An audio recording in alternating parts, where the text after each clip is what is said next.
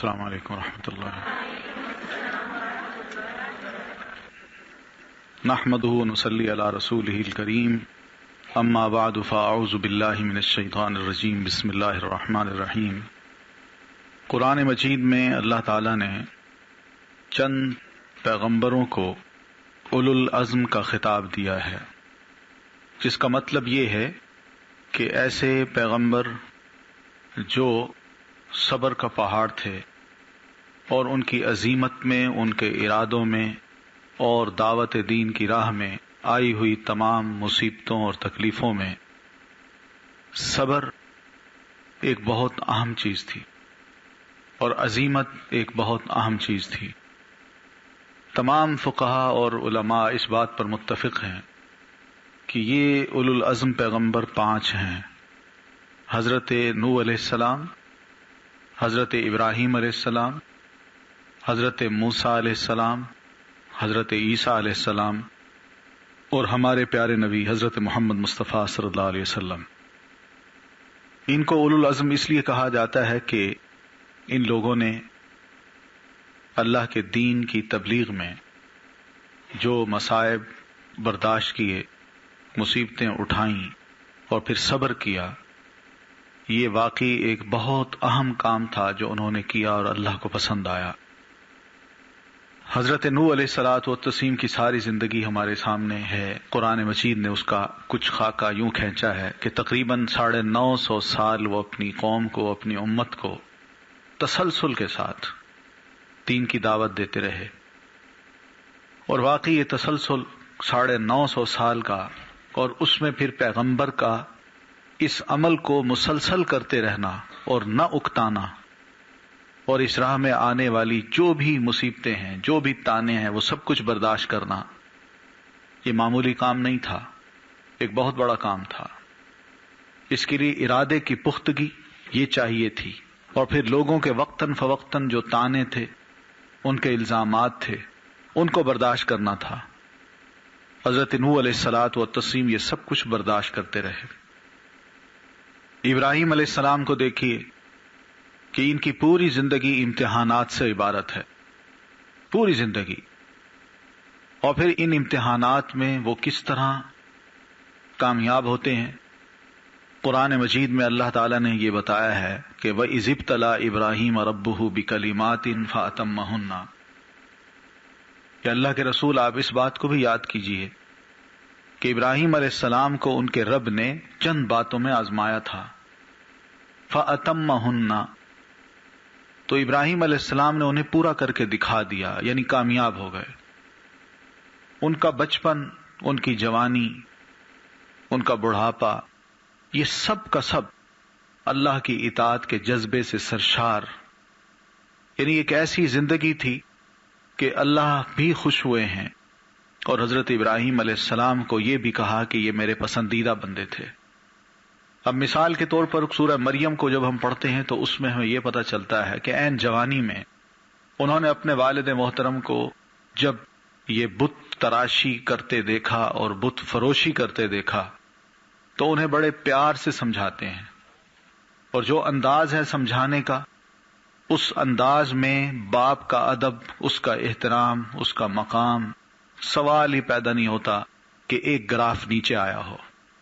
سورہ مریم میں اللہ تعالیٰ نے ان کے بارے میں یہ باتیں کہی ہیں کہ وہ والد سے بات کرتے ہوئے یہ کہتے ہیں، یا ابتی، اے ابا جان، اے میرے ابا جان.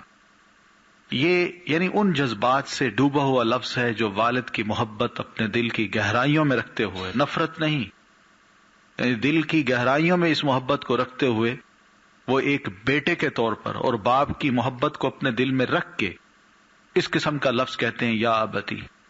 اور ایک بار نہیں، بار بار کہتے ہیں، یا ابتی لم تعبد ما لا تسمع، یا ابتی لم تعبد الشیطان، یا ابتی لم، یا ابتی. بس اس طرح کے الفاظ جو ہیں، ان الفاظ سے یہ پتہ چلتا ہے کہ ابراہیم علیہ السلام کو بچپن میں اللہ کی طرف سے ان کی فطرت میں کچھ ایسی باتیں رکھ دی گئی تھیں کہ وہ عین فطرت کے مطابق زبان سے لفظ نکالتے تھے. حالانکہ انہوں نے کسی نبی کی تعلیم نہیں پڑھی تھی، کوئی ان کا ایسا استاد نہیں تھا جو ان کو یہ سمجھا سکتا، کہ والد اور بیٹے کا جب تعلق ہو تو اس میں بیٹا اپنے والد سے کس طرح گفتگو کرے. ان کے علم میں یہ باتیں نہیں تھیں، لیکن ابراہیم علیہ الصلاۃ والتسلیم فطرت کے مطابق گفتگو کرتے ہیں. اور والد کو نصیحت جو کی تو والد ہی سب سے پہلے آپ کی اس بات کے خلاف کھڑا ہوا اور اس نے یہ لفظ کہے کہ اراغب انت عن آلہتی یا ابراہیم، ابراہیم جو میں کام کرتا ہوں جن کو میں اپنا خدا مانتا ہوں تم مجھے ان سے ہٹانا چاہتے ہو؟ اگر تم باز نہ آئے تو میں تمہیں ماروں گا، سنسار کر دوں گا. یہ لفظ تھے ان کے. اور پھر اس نے یہ بھی کہہ دیا کہ تم چونکہ اور نظریے کے حامل بندے بن گئے ہو، تمہارا نظریہ ہی بدل گیا ہے، لہذا میرا کہنا یہ ہے، میں حکم دیتا ہوں کہ اس گھر سے نکل جاؤ. اب دیکھیے والد اور بیٹے کی محبت صرف نظریے کی بنیاد پہ جدا ہو رہی ہے، اور بیٹے کو ہی مجبور کیا جا رہا ہے کہ تم نکل جاؤ. ابراہیم علیہ السلام جب نکلتے ہیں تو والد کو بڑے ادب کے ساتھ پھر کہتے ہیں سلام علیک، ٹھیک ہے ابا جان، خدا حافظ، میں جا رہا ہوں. لیکن اتنی بات یاد رکھیے گا کہ آپ والد ہیں، میں پھر بھی آپ کو اپنی دعاؤں میں بھولوں گا نہیں. سأستغفر لک ربی انہ کان بی حفیہ، میں اپنے رب سے آپ کے لیے ضرور گناہوں کی بخشش کی دعا کرتا رہوں گا. نیک اولاد کبھی بھی اپنے والدین کو بھولا نہیں کرتی، اور خاص طور پر اپنی دعاؤں میں. اس لیے کہ ابراہیم علیہ السلام کو ابھی اللہ نے یہ نہیں فرمایا تھا کہ تمہارا والد مشرک ہے تم اس کے لیے دعا مت کرو، لیکن بطور ایک بیٹے کے ان کا یہ فرض تھا کہ وہ جب تک اللہ کی تعلیمات نہیں آتی وہ اپنے والد کے لیے ضرور بخشش کی دعا کرتے. یہ ایک آزمائش تھی. یہاں سے حضرت ابراہیم علیہ السلام نکلے، شادی کی، حضرت سارہ علیہ السلام ان کی زوجہ محترمہ بنی. دونوں ایک ہی نظریے کے لوگ ہیں، میاں بیوی، اسلام کو ماننے والے، اللہ کے احکام کے آگے اپنے آپ کو سبمٹ کرنے والے. لیکن ان کا جینا بھی وہاں محال کر دیا گیا. علاقہ چھوڑ کے دوسرے علاقے میں جا رہے ہیں ٹریول کر کے. نیت یہی ہے کہ ہجرت، بیوی ساتھ ہے. پھر جس راستے سے گزر رہے ہیں اس علاقے کا جو حاکم ہے اس کا ایک ظالمانہ اصول اور قاعدہ یہ تھا کہ اس کی سرزمین سے کوئی بھی جوڑا اگر گزر رہا ہو میاں بیوی تو وہ میاں کو قتل کر دیتا اور اس کی بیوی کو اپنے حرم میں داخل کر لیتا تھا. ابراہیم علیہ السلام کے علم میں یہ بات تھی. تو ابراہیم علیہ السلام کو اس کے سپاہی آئے اور پکڑ کے لے گئے، صرف ابراہیم کو. ابراہیم علیہ السلام سے پوچھا اس نے کون ہے؟ تو اس موقع پہ ابراہیم علیہ السلام نے جو لفظ کہے یہ وہ الفاظ ہیں جن کے بارے میں نبی علیہ الصلاۃ والتسلیم فرماتے ہیں کہ کل قیامت کو ابراہیم علیہ السلام بھی لوگوں کے اس مطالبے پر کہ آپ اللہ سے دعا کیجئے کہ وہ جلد از جلد ہمارا فیصلہ کرے، ہم میدان محشر میں کھڑے کھڑے تھک گئے ہیں. تو ابراہیم علیہ السلام فرمائیں گے کہ میں اللہ سے بات نہیں کر سکتا، اس لیے کہ مجھے اپنی زندگی میں کچھ یاد ایسے پڑتا ہے کہ میں نے جھوٹ بولا تھا. تو آج کہیں اللہ اس کے بارے میں مجھ سے پوچھ نہ لے کہ ابراہیم تم نے یہ جھوٹ کیوں بولا تھا. جبکہ ابراہیم علیہ السلام نے شرعاً اس کی جو توجیہ تھی وہ یہ بیان کی تھی دل میں، اور بعد میں اپنی بیوی کو بھی یہ بتایا. اسے یہ بتایا کہ یہ میری بہن ہے، کیونکہ بہن بھائی ہوتے تو ان کو معاف کر دیتا تھا. اس نے کہا جاؤ، اور پھر یہ کہا کہ اس کو لے آؤ، سارا کو لے آؤ. ابراہیم علیہ السلام پہلے پہنچ کے اپنی بیوی سے یہ بات کرتے ہیں کہ دیکھو اس وقت اس دنیا میں اللہ کو ماننے والا اور اس کے دین کو ماننے والا سوائے میرے اور تمہارے کوئی نہیں، لہذا ہم دینی اعتبار سے بھائی ہیں. انما المؤمنون اخوۃ، اہل ایمان آپس میں بھائی بہن ہوتے ہیں، بھائی بھائی ہوتے ہیں، بہن بھائی ہوتی ہیں. تو تم اس نقطہ نظر سے اس اعتبار سے میری بہن بھی ہو، لہذا بادشاہ تمہیں بلا رہا ہے تو مجھے اس کے سامنے جھوٹا نہ بنوانا. تو یہی لفظ کہنا. تو سارا گئیں. اب روایات میں جو باتیں ہیں اس میں یہ بھی ہے کہ وہ حضرت سارہ علیہ الصلاۃ والتسلیم کی شخصیت کو دیکھ کے اپنی کرسی پہ جو بیٹھا ہوا تھا وہ صبر نہیں کر سکا. وہ اٹھا ہے، آگے بڑھا ہے کہ میں حضرت سارہ علیہ السلام کو پکڑوں، لیکن اتنے میں کسی چیز نے اس کو اٹھا کے دیوار پہ پٹخا کے مارا. وہ گرا اور پھر زمین پہ ایسے پڑا تھا، منہ سے جھاگ نکل رہی ہے، ہوش اڑ گئے ہیں. پھر اٹھتا ہے، سمجھتا نہیں ہے کہ میرے ساتھ معاملہ کیا ہوا ہے. پھر اٹھتا ہے اور پھر حضرت سارہ علیہ السلام پر دست درازی کرنا چاہتا ہے. پھر کسی چیز نے اس کو اٹھا کے پٹخایا، اٹھا کے ایسے دیوار پہ مارا جیسے گیند ماری جاتی ہے. پھر لگ کے نیچے گرا. 2 دفعہ ایسا ہوا. جب تیسری دفعہ اس نے یہ جرت کی تو سمجھ گیا کہ یہ معاملہ کچھ اور ہے. سارہ سے معافی مانگتا ہے کہ مجھے معاف کر دو. انہوں نے معاف کیا. اور دوسری طرف حضرت ابراہیم علیہ السلام مصلی پہ کھڑے ہیں جہاں ان کا قیام ہے، دعا کر رہے ہیں اللہ میری عزت ہے اور زندگی کا معاملہ ہے، اس وقت تیرے ماننے والے اس دنیا میں صرف ہم 2 ہیں، ہمیں محفوظ رکھ. ادھر ابراہیم علیہ السلام دعا کر رہے تھے، ادھر حضرت سارہ علیہ السلام ہاجرہ کو لے کے جو اس نے گفٹ کے طور پر انہیں دی تھی کہ یہ خادمہ ہیں تمہاری خدمت کریں گی، ان کو لے کے واپس آتی ہیں اور دیکھتی ہیں ابراہیم مصلی پہ کھڑے ہیں. تو بات کی کہ اللہ نے تمہاری عزت محفوظ کر لی. تو ابراہیم علیہ السلام نے اللہ کا شکر ادا کیا. یہ بھی ایک آزمائش تھی جہاں سے ابراہیم علیہ السلام پورے ہوئے. پھر اس کے بعد میاں بیوی حضرت سارہ اور ابراہیم علیہ السلام آپس میں رہ رہے ہیں. باپ کی یہ خواہش ہے کہ میری اولاد ہو، دعا کرتے ہیں ربی حبلی من الصالحین، اللہ مجھے صالح بیٹا عطا کر. وہ یہ دعا کرتے ہیں. اور ادھر ماں یعنی حضرت سارہ علیہ السلام کی بھی ایک ممتا کی خواہش ہے کہ میری گود بھی ہری ہو، لیکن اولاد نہیں ہوئی. سارہ خود حضرت ہاجرہ علیہ السلام کو حضرت ابراہیم علیہ السلام کو دیتی ہیں کہ آپ ان سے نکاح کر لیجئے. ان سے نکاح کیا. اللہ نے ان کے ہوتے ہوئے، حضرت سارہ کے ہوتے ہوئے، سب سے پہلے بیٹا بھی ہاجرہ کو عطا کر دیا. وہ بیٹا ہوا. یہ ماں تھی ہاجرہ علیہ السلام، اور دوسری بیوی حضرت سارہ علیہ السلام جو ایک عورت تھی، ان کے دل میں ممتا جاگی کہ بیٹا میرا نہیں ہوا، ان کا ہو گیا ہے. آہستہ آہستہ یہ چیز دل کے اندر سخت ہوتی گئی، اور ایک انسان ہونے کی حیثیت سے انہوں نے اپنے شوہر سے یہ کہہ دیا کہ اپنی اس بیوی کو میرے پاس مت رکھو، اس کو لے جاؤ یہاں سے.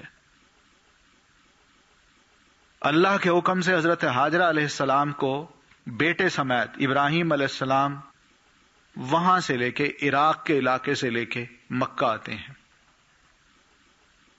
اور مکہ میں یہی جہاں چاہے زمزم ہے، زمزم کا کنواں ہے، اس کے قریب ان کو چھوڑ کے واپس جانا چاہتے ہیں. ہاجرہ آگے بڑھی. محسوس کیا انہوں نے کہ سامان بھی رکھوا دیا ہے، بیٹے کو بھی لٹا دیا ہے، مجھے بھی چھوڑ دیا ہے، اب اونٹ کی مہار پکڑ کے واپس مڑ رہے ہیں، کیوں؟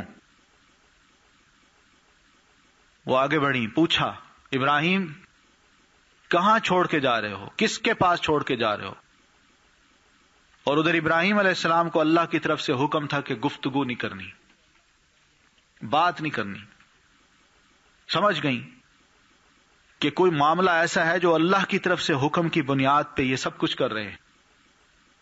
کوئی جواب نہیں ملتا تو یہی پوچھتی ہیں ہاجرہ کہ یہ اللہ کا حکم ہے. حضرت ابراہیم علیہ السلام اس موقع پہ صرف سر ہلاتے ہیں. انہوں نے یہ لفظ کہے، یوں سر ہلایا، اور ادھر ہاجرہ کے الفاظ سنیے. ان کا بھی ایمان تھا اللہ تعالی کی ذات پہ. سنتے ہی یہ کہتی ہیں اگر ایسی بات ہے تو میرا اللہ مجھے ضائع نہیں کرے گا. ٹھیک ہے آپ جائیے.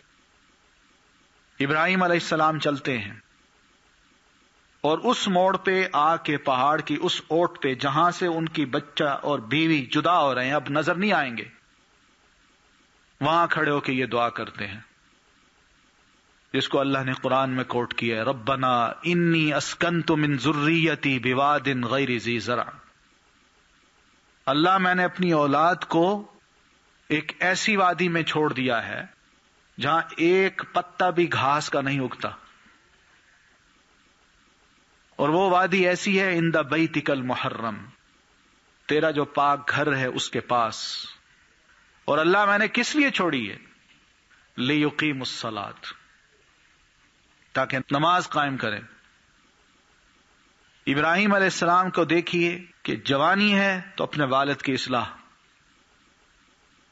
اس عمر میں اللہ نے اولاد دی، ابھی بچہ ہے، چند دن کا ہے، اور دل میں یہ خواہش ہے کہ لیقیم الصلاۃ، کہ وہ نماز قائم کریں۔ ان کو چھوڑ کے واپس آتے ہیں، سوچئے کس دل کے ساتھ وہ واپس آئے ہوں گے، کتنی بڑی قربانی تھی جو اللہ کے حکم سے حضرت ابراہیم علیہ السلام دے رہے ہیں۔ واپس آئے حضرت سارہ کے پاس، ادھر اللہ نے سارہ کو بیٹا دے دیا، دونوں کو بیٹے مل گئے، کافی عرصہ اپنی بیوی سارہ کے پاس رہتے ہیں، پھر خیال آتا ہے بڑے عرصہ کے بعد کم از کم میں اپنے بیٹے اسماعیل کا پتہ تو کروں، وہاں گئے، بچہ جوان ہو چکا ہے، بھاگتا پھرتا ہے،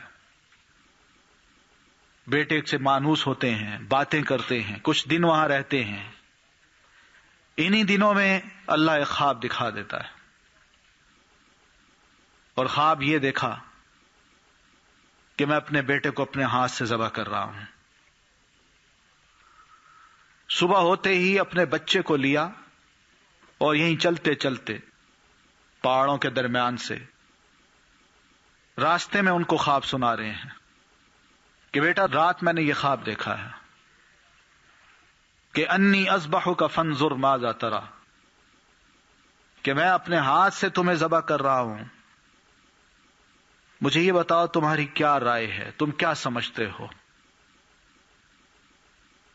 انہوں نے یہ سوال کیا۔ اب دیکھیے یہاں بھی قابل غور بات یہ ہے، ابراہیم علیہ السلام وہاں ہیں، بچے کو شعور کی آنکھ جب سے اس نے کھولی ہے پہلی دفعہ مل رہے ہیں، اس کی تربیت باپ نے نہیں کی، لیکن بیٹے کا جواب جو ہے یہ بتاتا ہے کہ اس کی تربیت بہتر انداز سے ہو چکی ہے، اور وہ سمجھتا ہے ان تمام معاملات کو، اس کو ماں بتا چکی ہے کہ بیٹا تمہارا باپ نبی ہے، اور نبی کا یہ کام ہوتا ہے، نبی کا یہ مقام ہوتا ہے، اور پھر باپ بھی ہے، باپ کے ساتھ ایک اولاد کا سلوک کس طرح کا ہوتا ہے، اور ایک اولاد کا سلوک باپ کے جو نبی ہو اس کے ساتھ کیسا ہوتا ہے، یہ ماں بتا چکی ہے، اور ماں اس کو یہ بھی بتا چکی ہے کہ بیٹا نبی کا جو خواب ہوتا ہے نا وہ ہمارے جیسے خواب نہیں ہوتے، وہ اللہ کی وحی ہوتی ہے، اللہ کی طرف سے ایک حکم ہوتا ہے، یہ سب کچھ بتا چکی ہے۔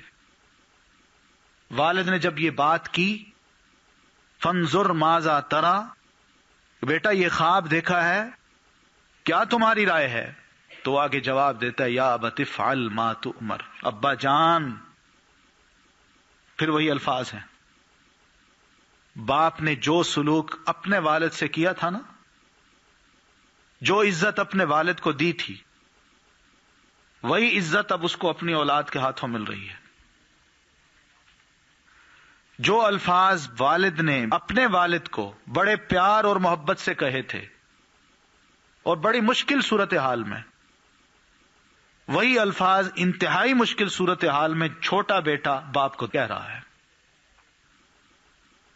کہتے یا ابت افعل ما تؤمر، ابا جان جو حکم آپ کو دیا گیا آپ اس کو کر ڈالیے۔ اب یہ جو حکم دیا گیا آپ کر ڈالیے، یہ کیا چیز ہے؟ بیٹے نے اپنے والد سے یہ نہیں کہا ابا جان اتنے عرصے کے بعد ملاقات ہو رہی ہے، میری تو بڑی حسرتیں تھیں کہ میں آپ کے ساتھ بیٹھتا، باتیں کرتا، آپ مجھے کچھ سکھاتے، پڑھاتے. اور پھر ابا جان دوسری بات یہ کہ میں آپ کا اکلوتا بیٹا ہوں، اللہ نے اتنے عرصے کے بعد آپ کو دیا اور آپ مجھے یہاں چھوڑ گئے، اللہ کے حوالے ہی کر گئے. میں یہاں پلا بڑھا اور اب میں جوان ہو رہا ہوں تو آپ مجھے یہ کہتے ہیں، اور پھر خواب کی بنیاد پہ مجھے ذبح کر رہے ہیں. آپ کیسے والد ہیں؟ کیسی باتیں کر رہے ہیں آپ؟ بجائے ان الفاظ کہنے کے بیٹا اپنے والد سے کہتا ہے یا ابتی، ابا جان افعل ما تؤمر، اللہ نے جو آپ کو حکم دیا ہے آپ کر ڈالیے. یہ تربیت کا نتیجہ ہے، بہتر تربیت کا، کہ ماں نے سمجھا رکھا تھا کہ باپ کا خواب وحی ہوتا ہے اور اس وحی کو ماننا ایک ایک مسلمان کا فرض ہے. تم چوں نہ کرنا، اس کو اللہ کا حکم سمجھنا. اس لیے میں کہہ دیا. پھر ساتھ یہ بھی کہا کہ ابا جان اگر کہیں یہ سمجھیں کہ شاید آپ کے ذبح کرتے وقت میں بے صبرے پن کا مظاہرہ کروں گا تو ستجدنی انشاء اللہ من الصابرین، آپ کیجئے، گردن حاضر ہے، آپ مجھے انشاءاللہ صبر کرنے والوں میں سے پائیں گے. میں کوئی واویلا نہیں کروں گا، کوئی شور نہیں مچاؤں گا، ایک آنسو تک نہیں بہاؤں گا. یہ ہے بیٹا اور وہ ہے والد. قرآن مجید نے اس کا نقشہ کچھ یوں بھی کھینچا ہے، فلما اسلما، پھر جب دونوں باپ بیٹے نے اپنے آپ کو جھکا دیا. اسلما، باپ کا جھکانا یہ ہے کہ میں نے خواب دیکھا ہے، اللہ کی طرف سے حکم آیا ہے، کیا میں اپنے بیٹے کو ذبح کرتا ہوں کہ نہیں؟ باپ تیار ہے کہ ٹھیک ہے اللہ تو نے بڑھاپے میں اولاد دی، ایک ہے، تو اگر یہ مانگتا ہے تو میں دینے کو تیار ہوں. اور بیٹے نے سبمیشن یہ دکھائی کہ والد نبی ہے، ان کو اللہ نے خواب میں حکم دیا ہے، میں اس کو مانتا ہوں، میں نہ نہیں کرتا، میں بھی حاضر ہوں. وَتَلَّهُ لِلْجَبِينِ، اور ان کو نیچے گرا کے ان کی پیشانی کو سامنے کیا تاکہ ان کے گلے پہ چھری پھیریں. تو نادیناہ، این چھری وہ پھیرنا چاہتے ہیں، گلے پہ رکھی بھی ہے، آنکھوں پہ پٹی خود بھی باندھی ہے، بیٹے نے بھی باندھی ہوئی ہے. تو نادیناہ، ہم نے اس موقع پہ آواز دی. آپ سوچئے یہ نادیناہ کے جو الفاظ ہیں، اللہ کی کتنی توجہ ہوگی اس لمحے پر. فرشتے بھی کپ کپ آ رہے ہوں گے کہ باپ اور وہ نبی اپنے بیٹے اسماعیل کو محض اللہ کی خوشنودی کے لیے، اس کی رضامندی حاصل کرنے کے لیے ذبح کر رہا ہے، اور بیٹا بھی تیار ہے. یہ کیسا عجیب معاملہ ہو رہا ہے. تھم چکا ہوگا سارا کچھ. اس موقع پہ آواز یہ آئی کہ ابراہیم قد صدقت الرؤیا، مان گئے ہم نے مان لیا کہ واقعی آپ نے ہمارا کہنا مانا ہے، آپ نے اپنے خواب کو سچا کر دکھایا ہے. یہ بھی ایک آزمائش تھی جو ابراہیم علیہ السلام اس سے پوری طرح اتر گئے. ابراہیم علیہ السلام کی ساری زندگی بہرحال اس قسم کے امتحانات سے عبارت ہے. اللہ نے یہی بات تو کہی کہ ہم نے ابراہیم علیہ السلام کو چند باتوں میں آزمایا، فَأَتَمَّهُنَّ، وہ کامیاب ہو گئے. تو کامیابی پر اللہ بھی اتنے خوش ہوئے ہیں کہ ابراہیم علیہ السلام کو فرماتے ہیں ابراہیم ہم تمہیں ایک انعام دینا چاہتے ہیں، اور وہ انعام آج تک ابراہیم علیہ السلام کے بعد اللہ نے کسی نبی کو عطا نہیں کیا. وہ انعام یہ تھا کہ انی جاعلک للناس اماما، قیامت تک آنے والے جو انسان ہیں ان تمام کے لیے میں تمہیں ان کا امام، قائد اور پیشوا بنا رہا ہوں. اور ابراہیم علیہ السلام کو بنایا گیا، وہ اس طرح بنایا گیا کہ ابراہیم علیہ السلام کی یہ دو اولادیں اسحاق اور اسماعیل، اسحاق سے جتنے بھی نبی بعد میں آئے ہیں وہ اسحاق علیہ السلام سے آئے،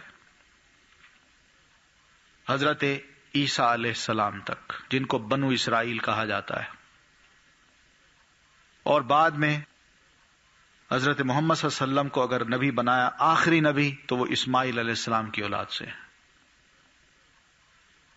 اسماعیل علیہ السلام کو اللہ تعالیٰ نے ذبح کیوں نہیں کروایا؟ کیا وجہ تھی؟ اس کی وجہ یہ تھی کہ اللہ یہی چاہتے تھے حضرت ابراہیم علیہ السلام کی، اسماعیل علیہ السلام کی پشت سے حضرت محمد صلی اللہ علیہ وسلم کو نکالا جائے، اس لیے ان کا لیٹنا وہ تو آسان تھا، لیکن ان کی نسل سے نبی علیہ الصلوۃ والتسلیم کو اللہ نے نکالنا تھا، اس لیے یہ قربانی نہیں ہونے دی، بلکہ ان کی اس سب مشن سے اللہ نے امت تک، قیامت تک کے انسانوں کے لیے ایک یہ چیز بتا دی کہ اب انسانوں کو ذبح نہیں کیا جائے گا، کسی بھی مقام پر کسی خدا کے بھینٹ نہیں چڑھایا جائے گا انسان کے خون کو، بلکہ اس کے علاوہ کچھ اور چیزیں ہیں۔ اس لیے ہمیں بھی اللہ کے رسول صلی اللہ علیہ وسلم نے یہ بات سمجھائی کہ ہم ابراہیم علیہ الصلوۃ والتسلیم کی ملت، آپ کے طریقے، آپ کے اسوہ حسنہ کو فالو کریں۔ آپ کو بھی کہا گیا فاتبع ملت ابراہیم حنیفا، کہ ابراہیم علیہ السلام کے جو طریقہ کار ہیں، جو طریقہ زندگی تھا، آپ اس کو فالو کیجئے۔ تو اللہ کے رسول صلی اللہ علیہ وسلم نے حضرت ابراہیم علیہ السلام کے سارا طریقہ زندگی کو فالو کیا ہے۔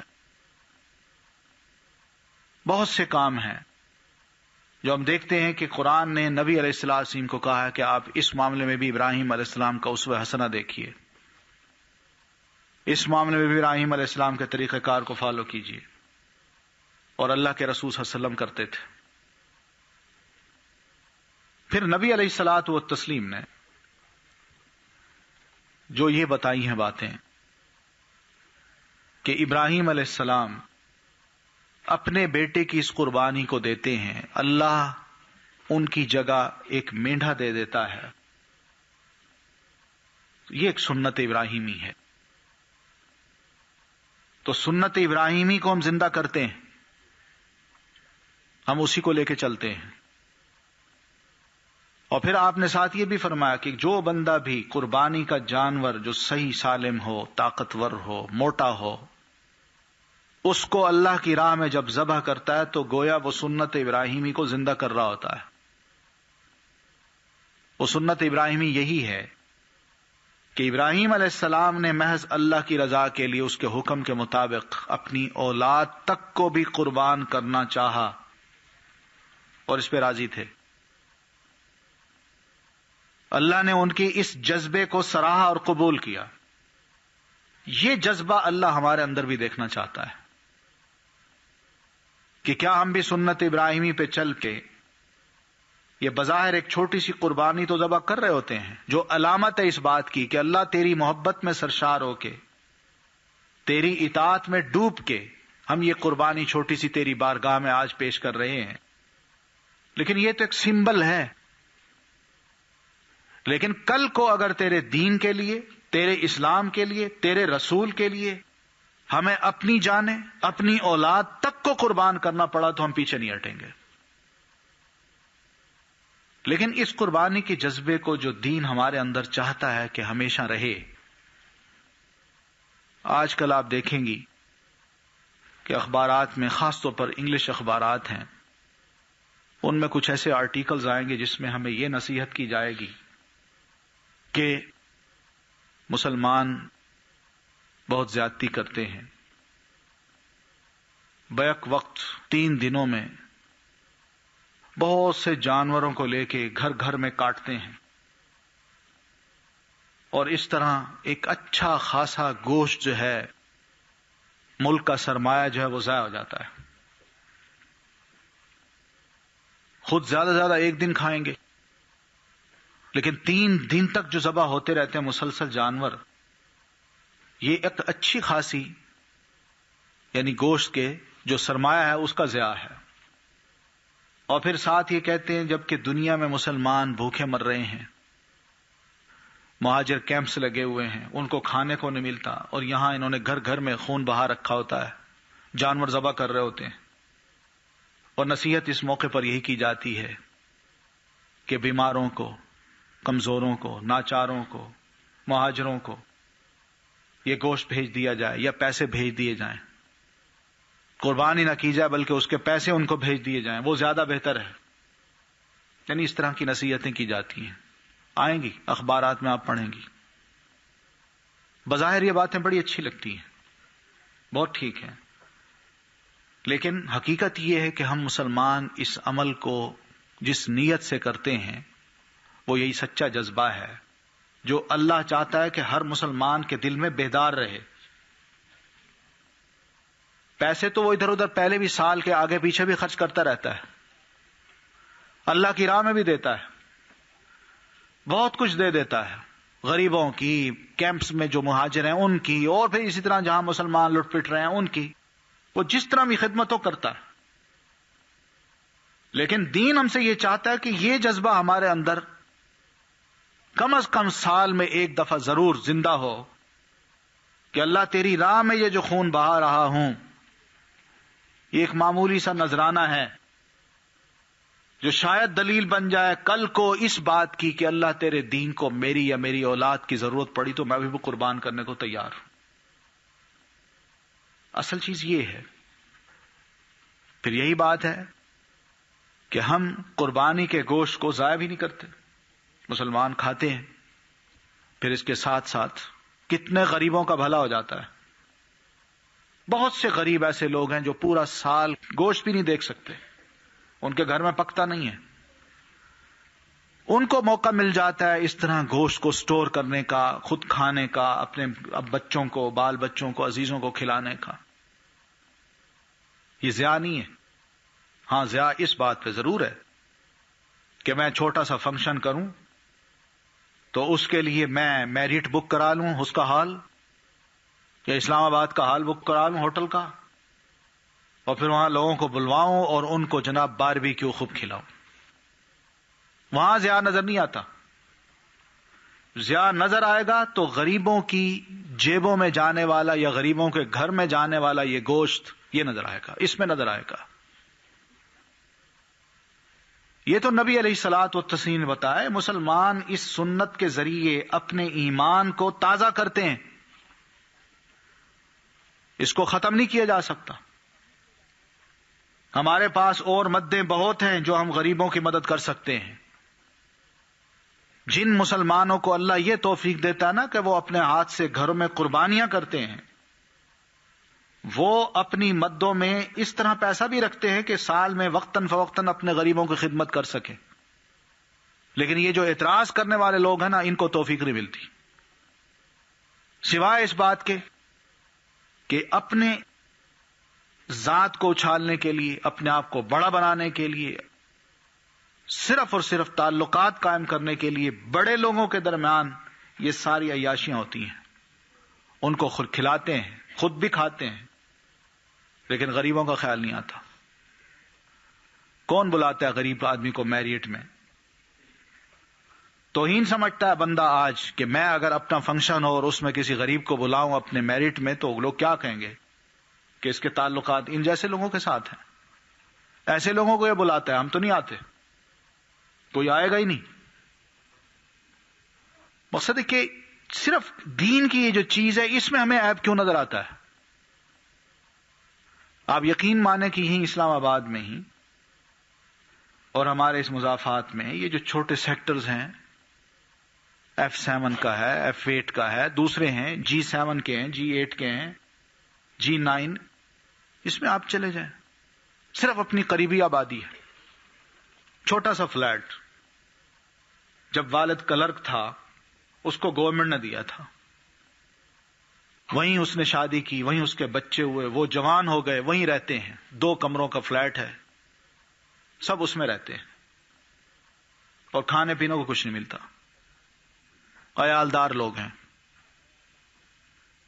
کیا ایسے مسلمانوں کی خدمت کر کے گوشت کا ضیاع ہے؟ اگر چند گھروں میں یہ گوشت پہنچ جاتا ہے تو اس میں کیا حرج ہے، لیکن اس کو نشانہ بنایا جاتا ہے کہ یہ ختم ہو۔ کوششیں یہی کی جا رہی ہیں کہ ہمیں ایک ایک چیز کے بارے میں لاجک دے کے، باتیں کر کے، ادھر ادھر کی باتیں کر کے ہمیں قائل کر دیا جائے کہ بھئی یہ چیز ضروری نہیں ہے، تاکہ ہم دین سے ایک طرف ہوتے جائیں، آہستہ آہستہ ہوتے جائیں۔ لیکن خود یہی اعتراض کرنے والے، اسی قسم کے آرٹیکلز لکھنے والے خود اپنے آپ کو نہیں بدلتے، نہ اپنے رویوں کو بدلتے ہیں۔ پھر دوسری بات یہ ہے کہ اس موقع پہ جو قربانی کا جانور ہے اس کے بارے میں اللہ کے رسول صلی اللہ علیہ وسلم نے کچھ خواتین کو بھی ہدایت کی ہیں۔ مردوں کی باتیں میں نہیں کرتا، میں صرف اس لیے بات کر رہا ہوں کہ آپ کے علم میں یہ باتیں ہونی چاہیے۔ حضرت اسماء، حضرت عائشہ رضی اللہ تعالی عنہا کی بڑی بہن تھی، وجود کی بالکل یعنی اتنی بڑی نہیں تھی، کمزور سی تھی، لیکن اللہ نے ان کے دل میں جو ایمان رکھا تھا نا، اور جو جوش تھا، وہ قابل دید تھا۔ آپ غار سور میں تھے تو یہی اسماء ہی ہوتی تھیں جو کہ کھانا چھپ چھپا کے پکا کے چھپ چھپا کے راستوں میں پہنچا دیتی تھی، کوئی ڈر نہیں ہوتا تھا، ڈرتی نہیں تھی۔ اور شاید انہی کی بہادری تھی، اسی وجہ سے ان کے بارے میں یہ آتا ہے کہ انہوں نے قربانی کا جانور اپنے ہاتھ سے ذبح کیا ہے۔ ہمارے تو مرد جو ہے وہ بھی چڑیا ذبح کرنے کو ڈرتے ہیں۔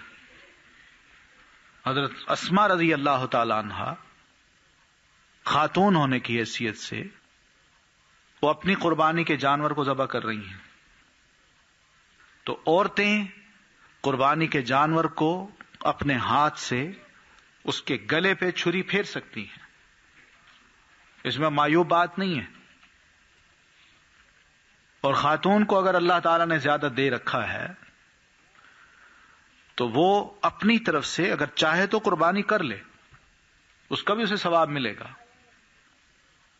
لیکن اگر ایک گھر کی طرف سے خاوند قربانی کر رہا ہے تو وہ پورے گھر والوں کی طرف سے ہو جاتی ہے۔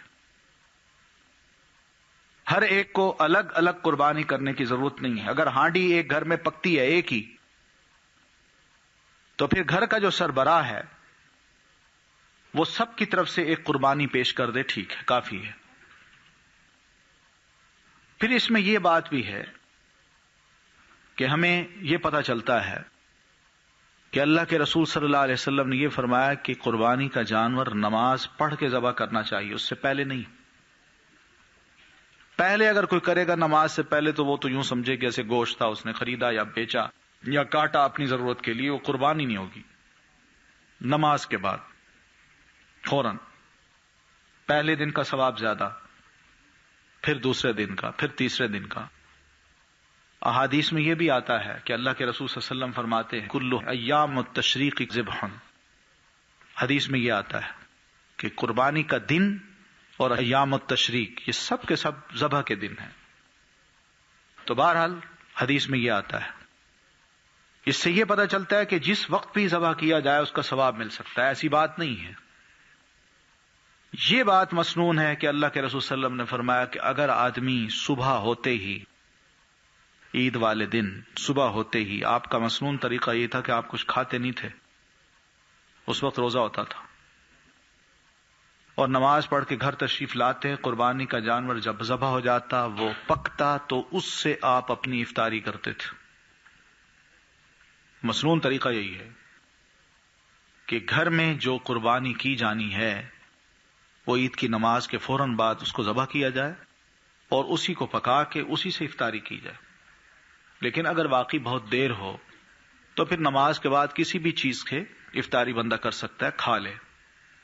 عام طور پر اللہ کے رسول نے اسی بات کو پسند کیا ہے۔ تو بہرحال یہ جو گفتگو میں نے کی ہے، میں صرف یہ کہنا چاہ رہا تھا کہ دین نام ہے قربانی دینے کا۔ انبیاء کرام کو اولو العزم کا جو ٹائٹل ملا ہے وہ اسی بنیاد پہ ملا ہے۔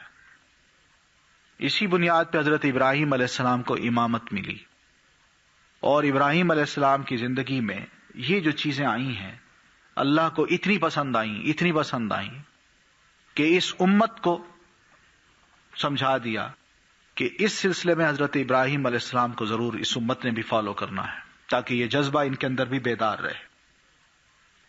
یہ بات بہرحال ہم سمجھتے ہیں کہ اس قسم کے جذبات کو اگر سلا دیا جائے جو دین آہستہ آہستہ ہمارے اندر پیدا کرنا چاہتا ہے، ان کو آہستہ آہستہ سلا دیا جائے تو آدمی کا ایمان بھی سو جاتا ہے،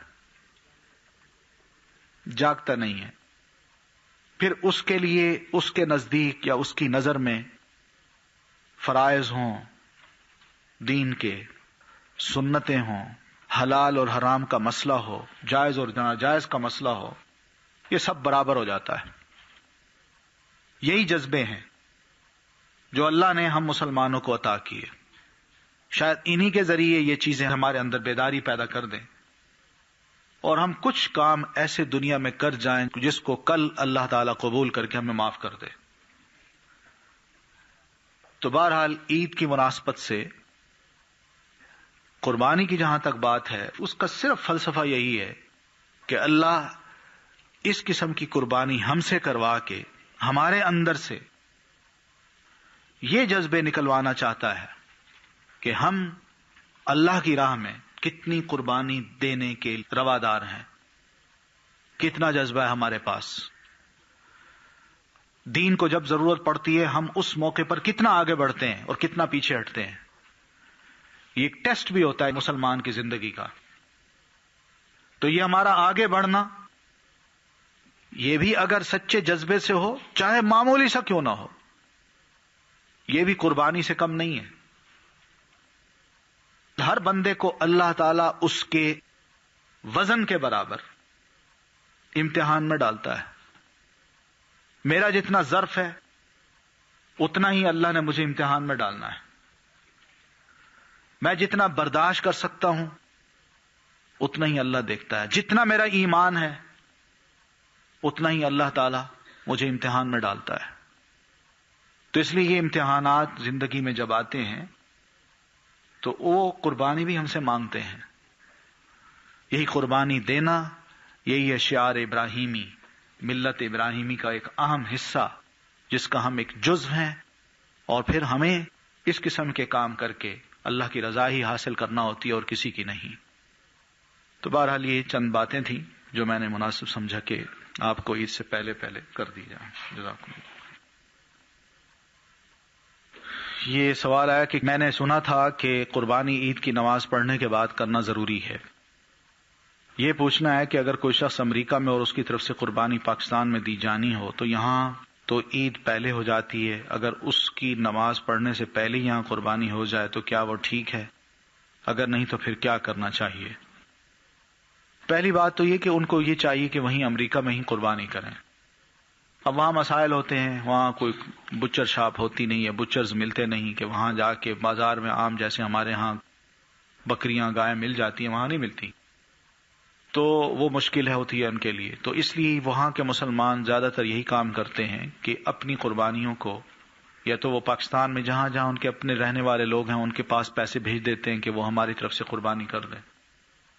تو اس میں بہتر یہ ہوگا کہ آپ اپنی نماز پڑھ کے اس کے بعد ان کی قربانی کریں، آپ اپنی نماز پڑھ کے، کیونکہ یہاں قربانی کی جا رہی ہے، ثواب ان کو ملنا ہے۔ تو ان کے ٹائمنگ سے نہیں، ہمارا جو ٹائمنگ ہے جہاں قربانی کی جا رہی ہے اس کے ٹائمنگ سے یہ قربانی وہیں ہونی چاہیے۔ تو یہاں پر جب آپ نماز پڑھ لیں گی تو نماز کے بعد ان کی قربانی کی جائے تو یہ مناسب ہے۔ عید کے دن جو روزہ رکھا جائے گا اس کے لیے سحری کھانا کیا ضروری ہے؟ نہیں۔ صبح جب آپ نماز کے لیے اٹھیں گی تو جو ہی آپ کی آنکھ کھلے گی، چاہے نماز کی اذان سے پہلے کھلے یا اذان کے بعد کھلے، بس اس وقت سے آپ کا کھانا پینا ختم۔ آپ اٹھ کے چاہے رات کے 3 بجے اٹھیں کہ اس نیت سے اٹھی ہیں کہ اب میں نے سونا نہیں ہے، یعنی اس نیت سے آپ اٹھی ہیں کہ اب میں نے سونا نہیں ہے، نماز پڑھنی ہے، نماز کے بعد پھر قرآن شریف پڑھنا ہے، اتنے میں تیاری کرنی ہے اور پھر اس کے بعد نماز پڑھنے جانا ہے۔ تو اگر اس نیت سے اٹھی ہیں تو بس وہی آپ کا اٹھنا جو ہے اسی وقت سے یہ روزہ شروع ہو جائے گا۔ ورنہ حدیث میں تو یہ بھی آتا ہے کہ صحابیات جو ہیں اس دن اپنے دودھ پیتے بچوں کو بھی دودھ نہیں پلاتی تھی، نماز پڑھ کے ان کو دودھ پلاتی تھی۔ عید الاضحیٰ کے دن رکھا جانے والا روزہ جو قربانی کے گوشت سے افطار کیا جاتا ہے سنت سے ثابت ہے یا نہیں؟ کیونکہ ہمارے علاقے کے مولوی صاحب منع کرتے ہیں اور بدعت کہتے ہیں۔ یعنی کیا مطلب؟ یعنی گوشت سے افطار کرنے سے منع کرتے ہیں یا گوشت کے افطار سے ہی سنت کہتے ہیں؟ روزہ رکھنا منع کہتے ہیں؟ روزہ پورے دن کا تو نہیں ہے، صرف اس وقت سے لے کر عید کی نماز پڑھنے تک کا ہے۔ تو نماز کے بعد افطاری جو ہے وہ مسنون یہی ہے کہ جیسے میں نے عرض کیا ہے کہ اللہ کے رسول صلی اللہ علیہ وسلم فرماتے ہیں قربانی کا جو جانور آپ نے ذبح کرنا ہے اسی کا گوشت پکا کے کھائیں، اس سے کھولیں، بس اتنی بات۔ سارے دن کا روزہ نہیں ہوتا یہ۔ واللہ عالم کیسے منع کرتے ہیں تو حدیث میں آتا ہے، اگر وہ منع کرتے ہیں تو ان سے پوچھنا چاہیے کہ بھئی آپ کے پاس کیا دلیل ہے۔ قربانی کا جانور ذبح کرنے والا قصاب اگر رشتہ دار ہو، پیسے نہ لے بلکہ کھا لے جائے تو کیا اس کو پیسے دینے چاہیے؟ کیونکہ غریب ہونے کی وجہ سے کھال تو لے جاتے ہیں مگر پیسے نہیں لیتے۔ نہیں، آپ اس کو پیسے دیں، کھال نہ دیں، اس لیے کہ جانور جو ہے نا وہ سارا یعنی ذبح کے بعد اب اس کی ایک ایک چیز اس قابل ہے کہ وہ غریبوں کو دی جائے یا آپ اپنے پاس رکھیں، بس۔ اچھا، یہ جو مسئلہ ہے نا کہ جانور جب ذبح کیا جائے تو اس کے گوشت کے 3 حصے کر لیے جائیں، یہ مسئلہ ایسا نہیں ہے کہ 3 حصے کیے جائیں، ضروری نہیں ہے، کیونکہ اس میں ہوتا پھر یوں ہی ہے کہ جب 3 حصے ہوتے ہیں نا تو پھر کیا ہوتا ہے کہ اچھی اچھی بوٹیاں گھر کے لیے رکھ لی جاتی ہیں، اس میں کلیجی بھی نکال دی جاتی ہے، اور جو باقی جو چھیچڑے وغیرہ ہوتے ہیں وہ کہتے ہیں دے دو اس کو۔ ایسا نہیں، کسی کو دینا ہے تو اچھی چیز دیجیے، بے شک آپ بھی اچھی کھائیں لیکن دوسرے کو بھی اچھی دیجیے، لیکن یہ ضروری نہیں ہے کہ اس کے 3 حصے آپ کریں کہ ایک حصہ آپ کا اور ایک رشتہ داروں کا اور ایک غریبوں کا، یہ مسئلہ نہیں ہے۔ آپ چاہیں تو سارے کا سارا غریبوں کو دے دیں، اور چاہیں تو آپ ضرورت مند ہیں تو بے شک آپ اپنے پاس رکھ لیں، یہ بھی مسئلہ ہے۔ اگر ضرورت مند ہیں تو آپ اپنے پاس بھی سٹور کر کے رکھ لیں، کوئی حرج نہیں۔ اصل چیز تو وہ قربانی جو آپ نے کر ڈالی، جس نیت سے آپ نے کی وہ آپ کی قبول ہو گئی۔ اسی لیے تو قرآن مجید میں اللہ نے فرمایا نا لن ینال اللہ لحومها ولا دماؤها ولکن ینالہ التقوی منکم، اللہ کو تمہارے گوشت جانور نہیں پہنچتے، ان کا گوشت نہیں پہنچتا، ان کا خون نہیں پہنچتا، بلکہ وہ تقوی جو دل کے اندر ہے وہ پہنچتا ہے۔ تو اس لیے یہ جو مسئلہ ہے اس کو ذرا یوں دیکھیے گا۔ تو کوشش یہ کیجیے کہ قصاب کو آپ پیسے دیں، اس سے طے کر لیں، اسے کہیں کہ ہم تمہیں پیسے دیں گے، اس جانور کی ایک بوٹی تک نہیں دیں گے، بس۔ اس میں حکمت کیا ہے کہ قصائی کیوں گوشت نہ لے؟ لوگ وجہ پوچھتے ہیں، اس لیے کہ وہ تو قصائی ہے، اس سے ہم نے طے کر لیا کہ بھئی ہم نے تمہیں اس جانور کا کتنے پیسے لو گے؟ اس نے کہا میں 200 روپے لوں گا، ٹھیک ہے ذبح کرو اور چلے جاؤ، یہ پیسے لو۔ آپ کھال کو کسی غریب کو دے دیجئے، گوشت بھی غریبوں کو دیجئے، اس کا جو حق تھا وہ تو اپنی محنت کر لے گیا، وہ تو کر سکتا ہے، وہ بنا سکتا ہے، لیکن غریب کے پاس اس دن کچھ نہیں ہوتا، تو اس لیے غریب کو آپ گوشت دیجئے۔ یہ غریب نہیں ہے، یہ دن میں 5-6 جانور ذبح کرے گا اور سب کے گوشت جمع کر لے گا اور خود کہے گا میں تو قربانی کرنے کے قابل ہی نہیں ہوں، تو یہ تو بڑی غلط بات ہے۔ ہم اس کو حوصلہ دیں کہ بھئی تم قربانی بے شک نہ کرو، ہم سے تھوڑا تھوڑا گوشت لے کے شام کو اچھا خاصا سٹور کر لو، اور پھر وہ ماشاءاللہ بڑے سمجھدار ہوتے ہیں، ان کو پتہ ہے کہ اس جانور کی کون سا حصہ گوشت کا بہتر ہوتا ہے، وہی لے جاتے ہیں، وہی چن لیتے ہیں۔ اس لیے یہ مناسب طریقہ نہیں ہے۔ کیا بیوی کے لیے بھی قربانی کرنا جائز ہے جبکہ وہ خود سے کچھ نہ کماتی ہو؟ کیا خاوند جو قربانی کرے گا اس میں بیوی کو بھی کوئی اجر و حساب ملے گا یا نہیں؟ بالکل ملے گا۔ بیوی کے لیے قربانی کرنا جائز نہیں ہے، مقصد یہ ہے کہ جو خاوند کرے گا اس کا ثواب سب کو ملے گا، جو بھی اس کے سبارڈینیٹ ہیں، بیوی ہے، بچے ہیں، سب کو انشاءاللہ ثواب ملے گا۔ آپ نے جب یہ فرمایا نا کہ ایک قربانی گھر کے سربراہ کی طرف سے پورے گھر والوں کے لیے کافی ہو جاتی ہے، تو اس کا مطلب یہی ہے، یعنی پورے گھر والوں کو ثواب ملتا ہے، اس لیے کہ یہ دونوں بہرحال گھر کو چلا رہے ہیں، اس لیے یہ بات نہیں ہے کہ وہ جب تک خود نہ کرے گی اس کو ثواب نہیں ملے گا، اس کو بھی مل جائے گا انشاءاللہ۔ سنا ہے قربانی 3 دن ہوتی ہے، تو قربانی 10 ذی الحج اور ایام التشریق بھی تو 4 دن ہوتے ہیں۔ ہاں، قربانی کا دن اور ایام التشریق یہ جو الفاظ ہیں ایام التشریق کی ڈیفینیشن یہی کی گئی ہے کہ 11، 12 اور 13 یہ جو 3 دن ہیں ان کو کہا جاتا ہے ایام التشریق۔ تشریق اس کو اس لیے کہتے ہیں کہ ان راتوں کو چاند جو ہے وہ خوب چمکتا ہے، تو شروق سے ہے، شروق کا مطلب ہے چمکنا، تشریق اسی سے ہے چمکنا۔ باپ گھر کا سربراہ ہے لیکن اس کے بچے بھی نوکری کرتے ہوں تو کیا لازمی ہے کہ گھر کے سربراہ کے ساتھ ان کے بچوں کو بھی لازمی قربانی کرنا پڑے گی، جبکہ بچے اپنی نوکری کے ذریعے تنخواہ جو ملتی ہے وہ باپ کو دیتے ہوں؟ کافی ہے، پھر ایک قربانی کافی ہے۔ ہاں، بچے کا اگر کوئی اپنا گھر ہے، وہ اپنے یعنی شادی شدہ ہے تو وہ اپنی طرف سے کرے گا، لیکن جب ایک گھر میں رہتے ہیں، ہانڈی ایک ہی پکتی ہے اور ایک ہی والد ہے جو سب کی سرپرستی کر رہا ہے، تو باپ کی طرف سے ایک قربانی جو کافی ہے۔ میری والدہ اپنی طرف سے تو ہر سال قربانی نہیں کرتی، مگر میرے والد صاحب جو وفات پا چکے ہیں ان کی طرف سے ہر سال قربانی کرتی ہیں، اپنے والدین اور ساس سسر کی جانب سے کرتی ہیں، کیا اس طرح قربانی ہو جاتی ہے؟ نہیں، والد صاحب کی طرف سے بھی کریں، اگر اللہ نے والدہ کو دے رکھا ہے اور وہ سربراہ ہیں گھر کی تو پھر وہ اپنی طرف سے کریں، گھر والوں کی طرف سے ایک کر دیں قربانی اپنی طرف سے، لیکن والد کی طرف سے جو مرحوم ہو چکے ہیں ان کی طرف سے بھی قربانی دی جا سکتی ہے، کرنی چاہیے۔ یعنی طریقہ یہی ہونا چاہیے کہ اگر دوسرے کی طرف سے پہلے دی جا رہی، پہلے اپنی طرف سے بندہ کرے، پھر اس کے بعد جو فوت شدگان ہیں جن کے ساتھ زیادہ تعلق تھا ان کے لیے بھی قربانی کی جا سکتی ہے۔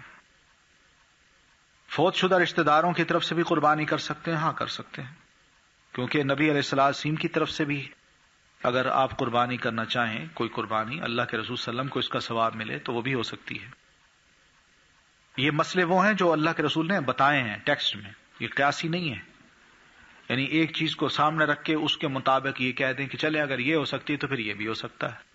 یعنی مثلا یہ اللہ کے رسول نے بتایا، کوئی حج نہیں کر سکا، فوت ہو گیا، تو اس کی طرف سے کوئی حج کرنا چاہے آپ نے فرمایا کر لو، لیکن آپ نے یہ نہیں فرمایا کوئی نماز نہیں پڑھ سکا، فوت ہو گیا تو اس کے رشتہ دار اب نمازیں اس کی طرف سے پڑھ لیں۔ یعنی اس قسم کے غلط قیاس ہم نہیں کریں گے۔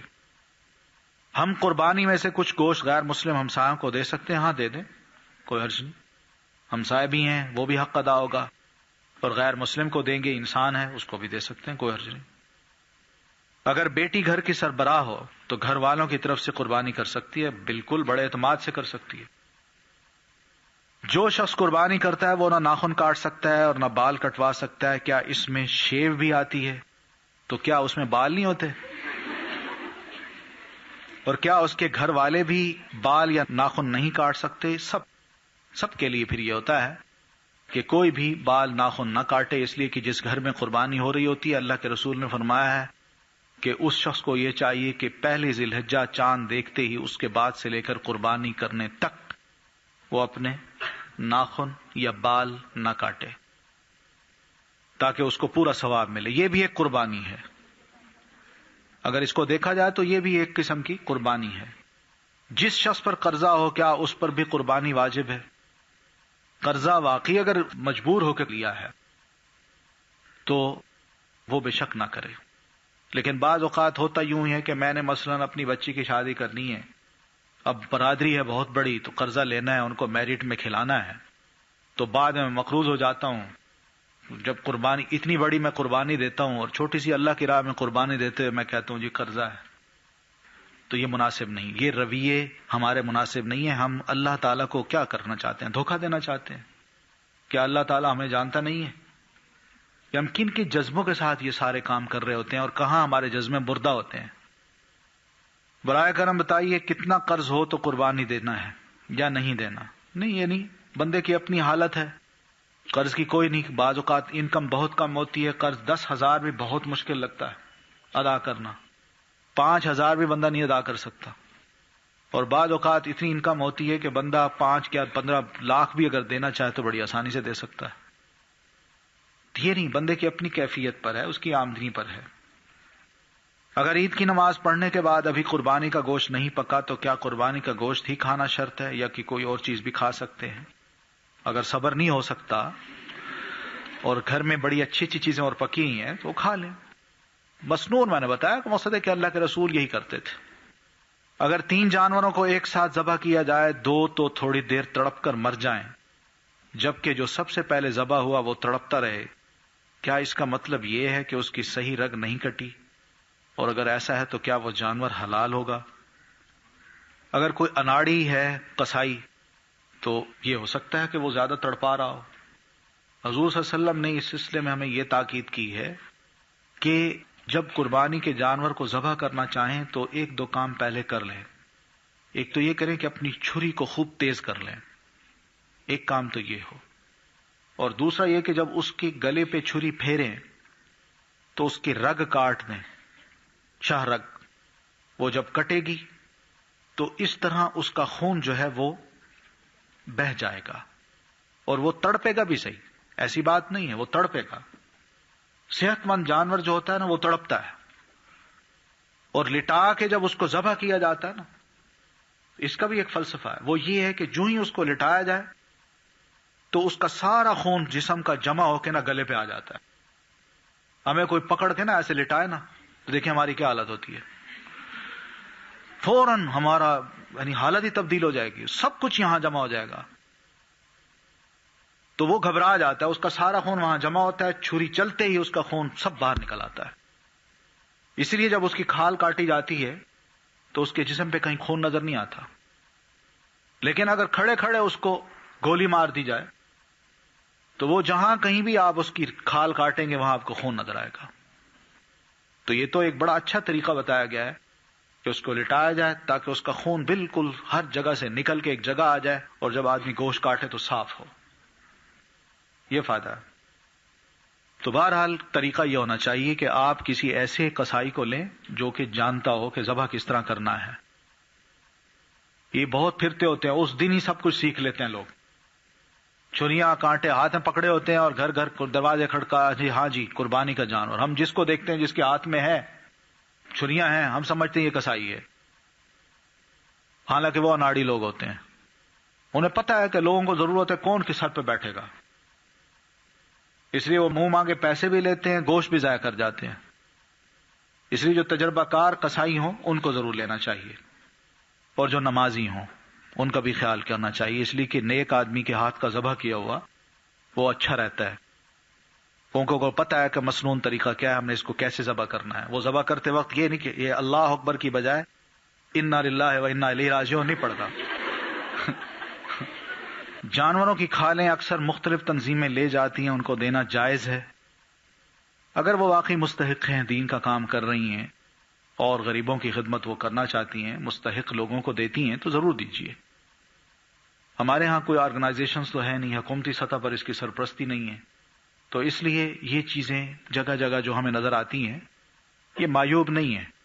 اگر واقعی وہ لوگ بہتر کام کر رہے ہیں تو آپ دیجیے ان کو، ورنہ کسی مستحق کو دیکھ لیں جو آپ کے قریبی رشتہ دار ہوں، جو غریب ہوں، آپ ان کو بھی دے سکتی ہیں. اچھا جی، السلام علیکم.